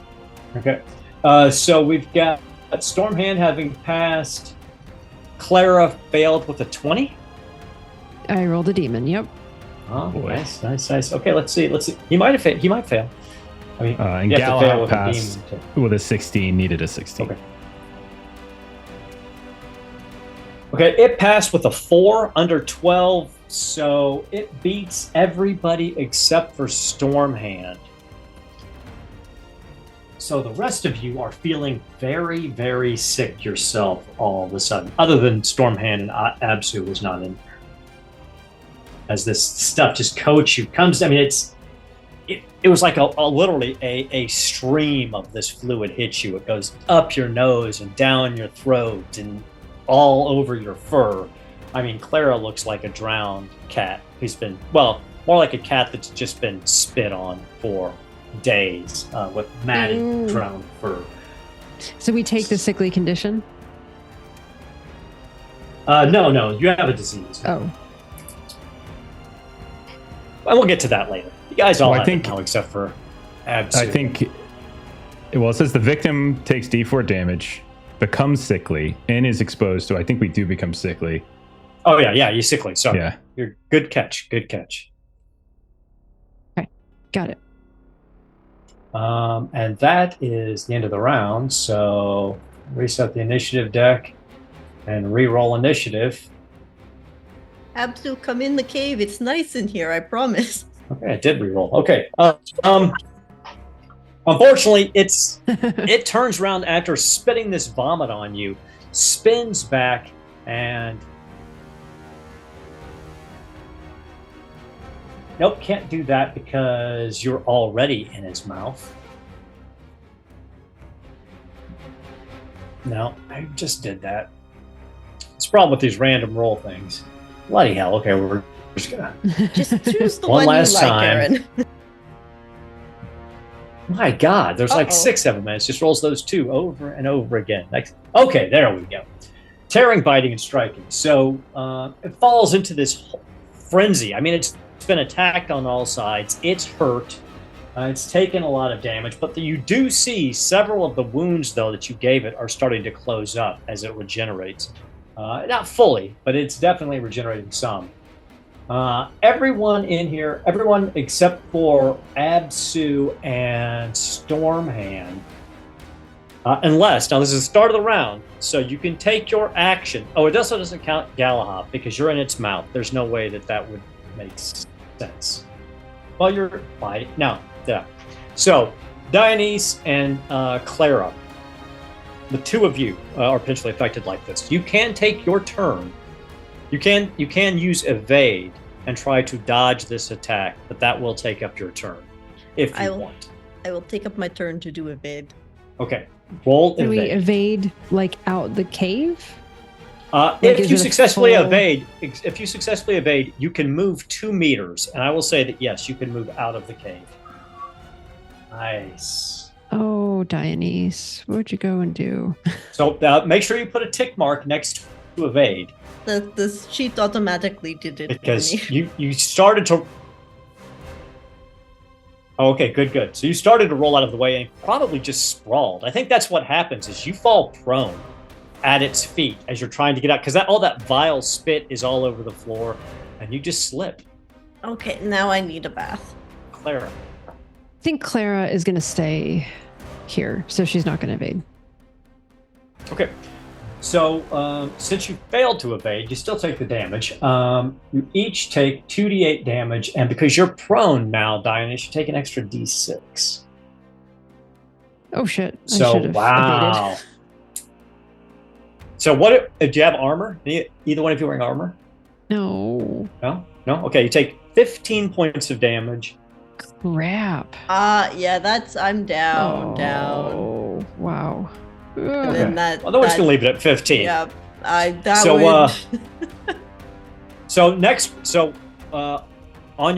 the next round, you'll need to start making death saves. So you guys see this thing. You see Dionysus slip, fall prone, and then you see this claws just come down and literally pierce all the way through her body. And then kind of rip it around a little bit and then tug it out, and she just doesn't move. At least I got to hit him. And neither does Clara. Bring in Gus. How's Clara looking? Yeah, also down. Okay, make me your death save because it's your turn. Okay, so ability 9 lives. Cat people have an incredible ability to emerge unscathed from even the worst of ordeals. Activating this ability grants a boon on a death roll at a cost of 2 willpower. Okay. And then it can also be used to mitigate fall damage, because me. So I'm spending my 2 willpower to grant a boon on a death roll. And you're rolling against your constitution. Oh, okay. Yeah, I'm good. I rolled a 2 and a 6. Okay. So you've succeeded on 1 death save. If you succeed 3 times, or if somebody heals you, you'll be up. Also, somebody could rally you. If somebody used the persuade skill, they can convince you to stay in the fight even though you're dying. So Clara is down, but not out yet. Absu, you're outside the cave mouth, and you just saw this horrific thing. You saw Dionysus go fall and get skewered, and then you saw Clara get backhanded and slammed to the ground, and is also not moving. Yeah, Absu would like to try and just drag whoever she can out of the cave. So, however much of that I can do. You can get Clara out with a successful strength check, but if you try to get Dionysus out, you would have to evade a free attack from the Windigo, because she's right under it, basically. Okay. Ooh. Okay. Shit. Let's try to also evade. Absu can be a little greedy. Okay, so you're going for Dionysus then? Or no. Oh, I can only go for 1. So I'll grab Clara first. I'll be smart about it. Absu is smarter than Ashley is. And Absu will get Clara out and away. Okay, give me a strength check.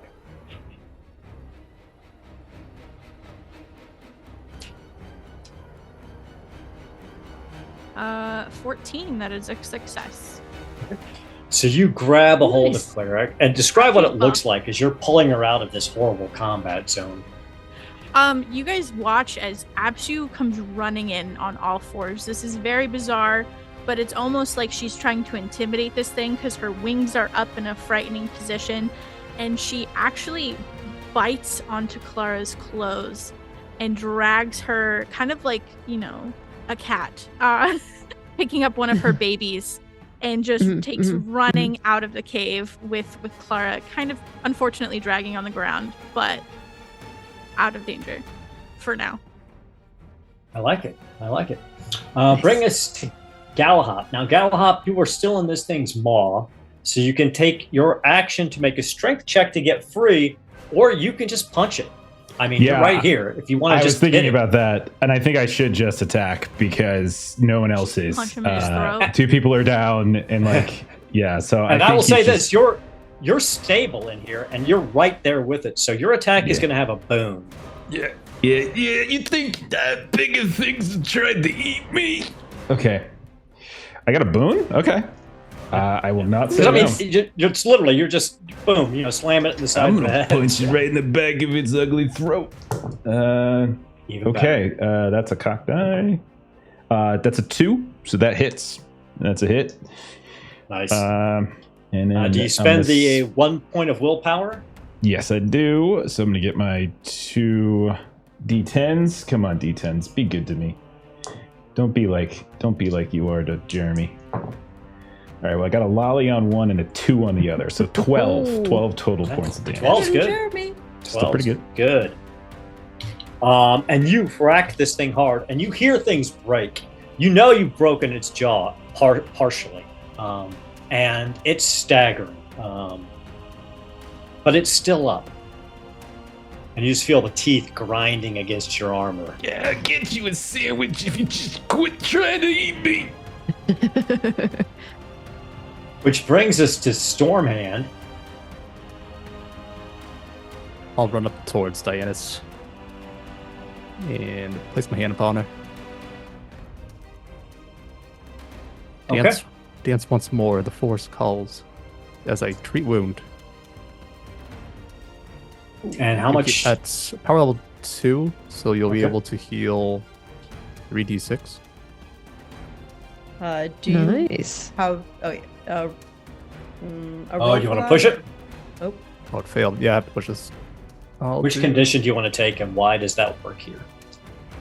Disheartened. 2 party members fell. Makes sense. Was that good? That's a dragon. That's a That's- dragon. that's So make sure you Yay. put a mark next to your animism, because that you'll get a test against that. Now the question is, you can either double the healing because it's not damage here, or you can cast that spell without spending any willpower, Let's or you double can it. immediately cast another spell if you want, but you have to cast that with a bane. For 66, or just double the 3d6. Just double the 3d6. Okay. my max health is 12. Well, you just got 26 back somehow. So you're fully healed.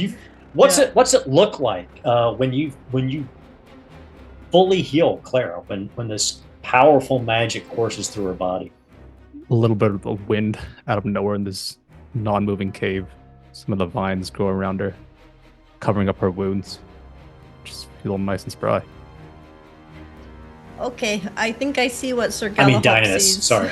It's all right. We understood. So many people dying, so few opportunities to save them. I understand. So Sir Dianus, Galahad. what happens for you? In mean, clarity you're as up. to how Sir Galahad might be right in the need to Yeah, protect Stormhand. He's the best. He's like the second. Might be the best. Yeah, Yes. I don't know. He's gonna ride that turtle. All right, Stormhand. I definitely owe you more than one drink from this. So Dianus, you feel better than you felt in days. No hangover, nothing. I mean, you feel physically perfect. But you're laying on the ground under this Windigo. Now, in this game, you can stand up as a free action, so that's not going to cost you anything. So you can do whatever you want to do. The world is your oyster. Then I will. This thing has been healing. Yes, I'm gonna have to stand up as a free action and try to hit it because, as Sir Galahad mentioned, we need to do damage to this thing. So, I like it. Absu is still yelling, "Lure it out of the cave!" There's 2 dead people on the ground. He's gonna eat one, them. and the Clara is now out. Okay, well, Sir Galahad, we're all right again. Stormhand, you should get back over there. Galahad, are you in it? Can you push it from the inside? No, I don't think so. But I can Well- reach down its throat and rip its freaking heart out. That's what I can do. Oh, Okay, God, well that it sounds pretty smells- good. I'm going to. It smells like you smelled this morning. Oh. Well, I can't stop rolling 20s, so. You rolled a Oh. melee mishap. Well, go ahead and put a mark next to your spear skills. Yeah. And go ahead and hit that melee mishap button. Let's Yeah. see what happens. Melee mishap button. Oh, there. Yes, I see it. You drop Okay, your so- weapon at your feet. Picking it up is an action. So what happens is you go to strike with this thing, but you were laying on the ground. Your trident was on the ground in the vile spit puddles, and it just slippery. So you go to, and it just kind of keeps going. It just and lands right between its legs, right at your feet. Well, we're going outside now. And it looks down at you. Oh, you do have a move action if you want to try to get I away. do from it. have a move action. I can't move Stormhand with me, right? For half movement or anything? No. He's not unconscious, so no. He is tiny, though. No. It's just a little skinny lizard. Let me No, be all clear. right. I will stand.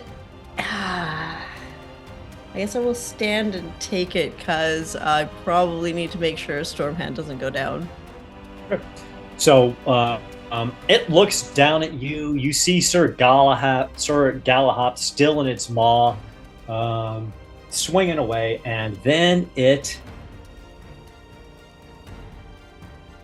We're gonna choose the one thing it hasn't done yet.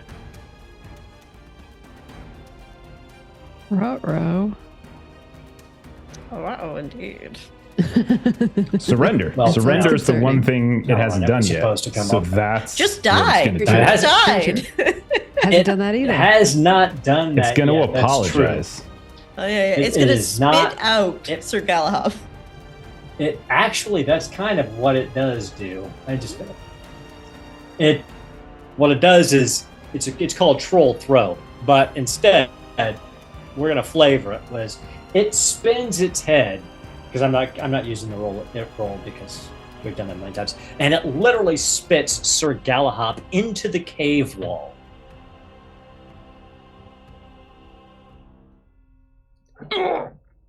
Oh, ouch. And you would take 7 points of damage, but your armor, you just kind of tank it, and you come sliding down the wall, completely undamaged by having been in a Wendigo's mouth. Hey, do you know, Bell? Come on. We go to the top of round 3, Oh god.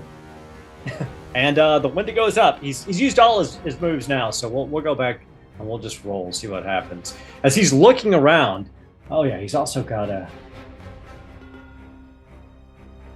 He only recovers, so he's still healing, but he didn't heal much this time. You can see the wound is closing a little bit, but it hasn't actually closed all the way.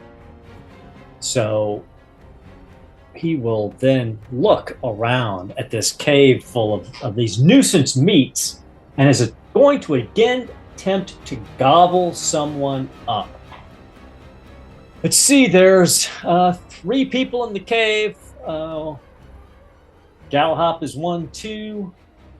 Dionysus is 3, 4. Stormhand is 5, 6. Oh. Going for Stormhand. All right. Okay, well, Guardian is going to get triggered here, so he, Sure. No, I'm coming back in. and he'll leap in front of Stormman and try to jump back into the dude's mouth. Okay. He's Oh gonna my box god. the uvula in the back of its throat. And 9 points of damage. That as will, it in crunches fact, down. So that you will it'll take yeah, 1 point of damage. It'll take 1 for me. Yep. Okay. So All your right. armor crunches down a little bit. You feel it's not so much that the armor breaks, it just compresses so tight against your ribs that you feel a rib kind of crack in there. Hmm. But you're back in its maw again. Clara. Need a death save. I'm going to spend another 2 willpower points to activate my 9 lives ability again so that I Wait, get a... Oh wait, you were ahead of me. Never mind. Sorry. She'll be fine. She can't die this time unless she gets double dragons. So Whoa. I I mean, double the universe. double So you're demons. saying double there's demons. a chance, is what you're There's a saying. chance. If she rolled double demons, it would be bad. 2 20s and it's game's over. I'm good. 3 and a 7. Okay. So she's groaning, unconscious, but her color still looks okay. So it looks like Clara is not on death's door yet. But that does bring us to Abs. Absolutely is no Stormhand who has magics yet. One day she will acquire them. But for now, she does know bushcraft, and she does know healing. And she would like to attempt to heal Clara.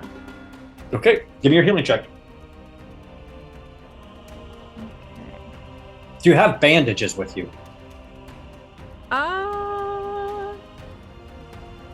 I have no. Then you have to roll it with Bane. So roll Okay, it one let me more roll. time and take the worst of the 2 rolls. Oh, I was so excited. I was pretty excited too. Oh, Well, I you rolled still a pass. dragon, but Yeah, but the 11 counts. But the 11 works, right? So roll a d6, and that is how much hit points Clara gets back. 6. Nice. Ooh. So And- Clara, you're forced to consciousness, and describe So- what it looks like, Absu. Absu, Turgan.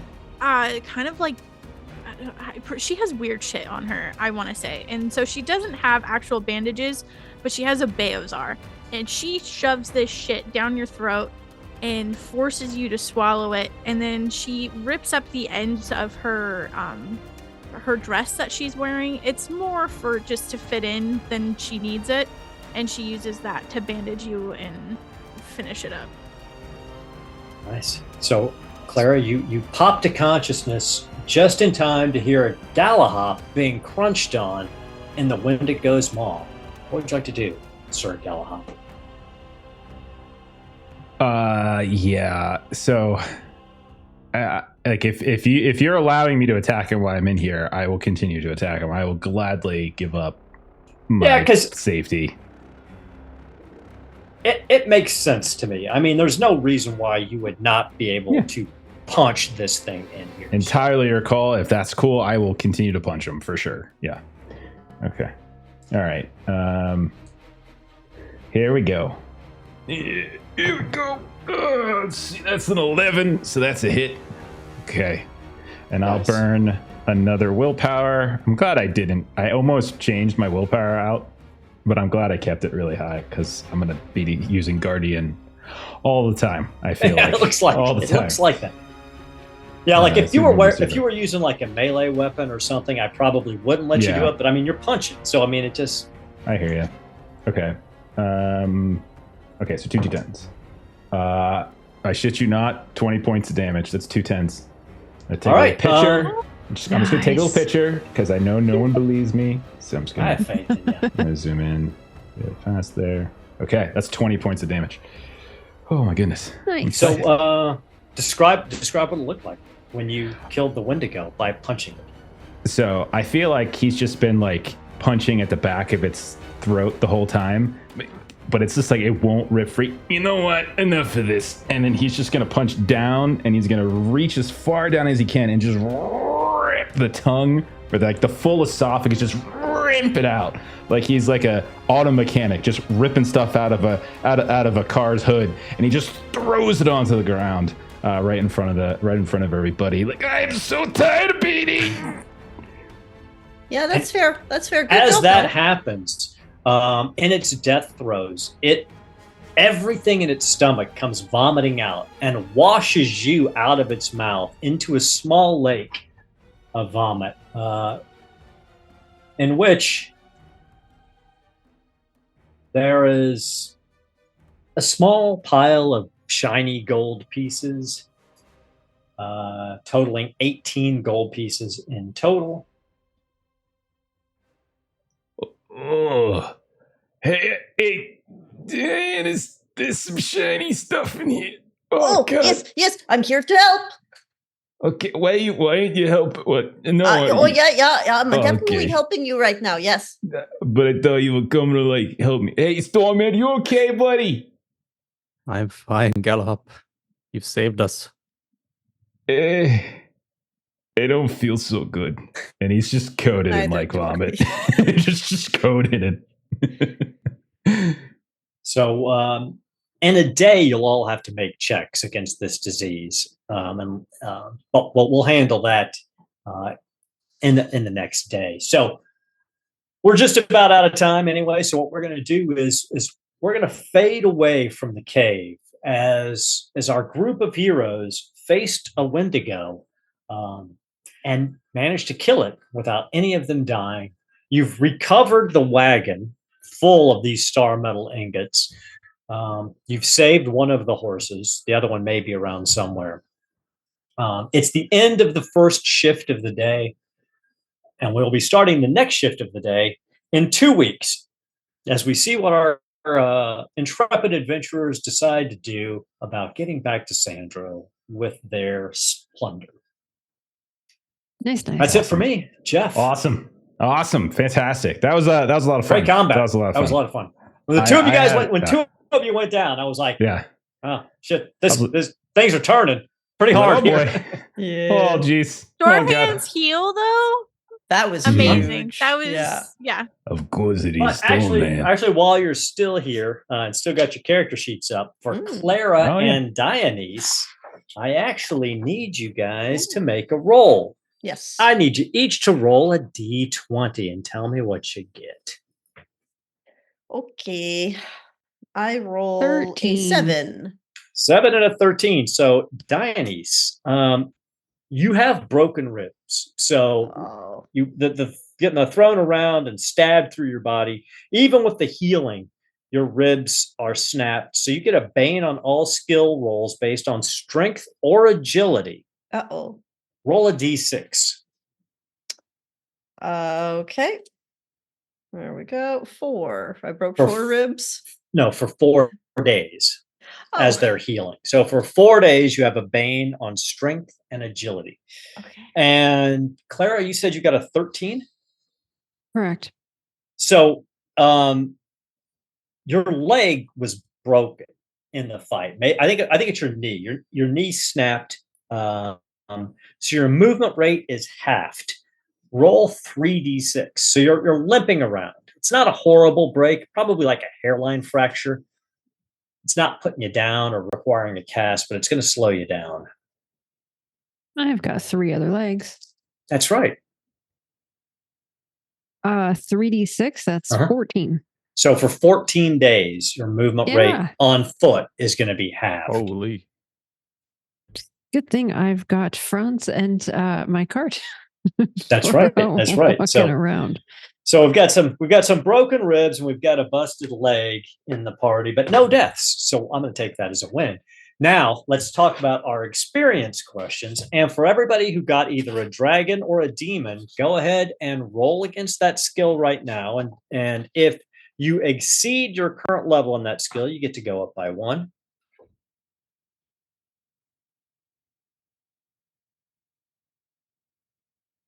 Anybody? I They succeeded. succeeded? Okay. I unfortunately did succeed, so I didn't go up on my one of them, but I did go up on spear, which I also got a dragon on. Yeah. So Dionysus went up on spear, Absu went up on beast lore, Stormhand did not go up on animism, Dionysus did not go up on evade, Absu did not on healing. Okay, but that's just from your dragons and demons. Now let's get into the experience questions. Did you participate? I think you all did. Marvelous job. Did you explore a new location? You absolutely did. The Windigo Cave. Did you defeat one or more dangerous adversaries? I don't know. What do you guys think about that one? Yes. For sure? Yes, Okay. Did you overcome an obstacle without using force? No. Did I know? Did you give into your weakness? Absu did. What's And I know Sir again? Galahop did. I'm today. reckless, so I think I was pretty reckless. Definitely. Leaping Super into the reckless. mouth of a Wendigo. Yeah. So if you gave into it, I don't think the gluttons gave into theirs this time. No. I did go after the gold, but I don't think that really counts right now. It would, if you insisted on taking all the gold to the point of getting in a fight, that would be going indulging into it. So if you got, total up the number of experience points you just got from those questions, and you can put them in any skills you want, and go ahead and make skill checks against those skills. And remember, if any skill check ever gets you above an 8 to 18, let me know. Yes. Or remind me again, if I were to try to raise spear again, would I be allowed to? This time, no, you can't put a tick in the same block. So it has to be something you didn't already try to raise this time. Got it. Passed all my skill checks, so I failed to increase anything. Oh, I'm so sorry to hear that. Oh man.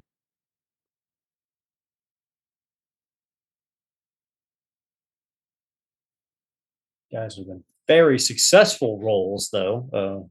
Not so good here. Okay. Oh, Got 2. No, that's good. Yeah. I think I got writing too, though. Maybe, yeah, or did I not? Oh, it didn't roll. I increased my awareness. My performance went up. I can get better at singing, guys. I can do it. Increase evade in writing. Nice. My writing, I didn't increase it, unfortunately. Abs's bow went up. I increased Abs's myth spear. and legends and sneaking. Nice. Nice. Damn, these natty Nice. 20s that are coming out here. This is crazy. What's that like? I only rolled them before stream. That's why you didn't get any. I rolled like 4 of them before Yeah, stream, you and then we did. didn't get any more. Yeah. Yeah. So in 2 weeks, we will pick up in the Wendigo's cave. And you guys can decide what you're going to do with the second shift of this day. Now, officially, that's all I've got, Jeff. So, back to Okay.